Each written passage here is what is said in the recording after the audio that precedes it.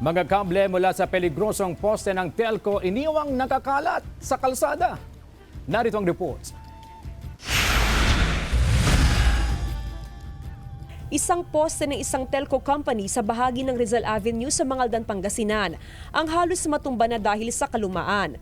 Nakuha na ito ng video ng ilang netizen. Dahil peligroso, nakipag-ugnayan ng lokal na pamahalaan sa pamunuan ng Sentelco upang ayusin ang poste. Pero imbis na ayusin, inalis na lang ang lumang poste at pinalitan ng concrete pole.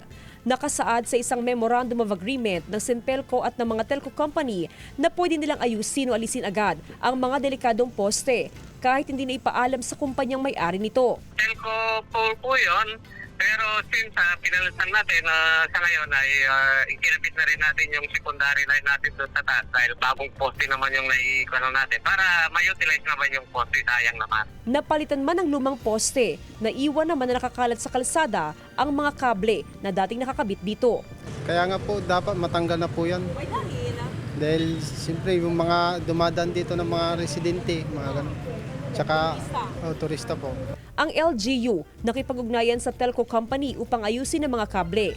Sinisikap ng GMA Regional TV 1 North Central Luzon na makuha na ng pahayag ang telco company. This time, inaantay namin yung mga line communication na hulog at hanggang ngayon, maya't maya siguro may ayos na yun at may babalik na sa normal. Samantala, patuloy ang assessment ng Sentelco sa lahat ng kanilang mga poste sa Mangaldan, Pangasinan.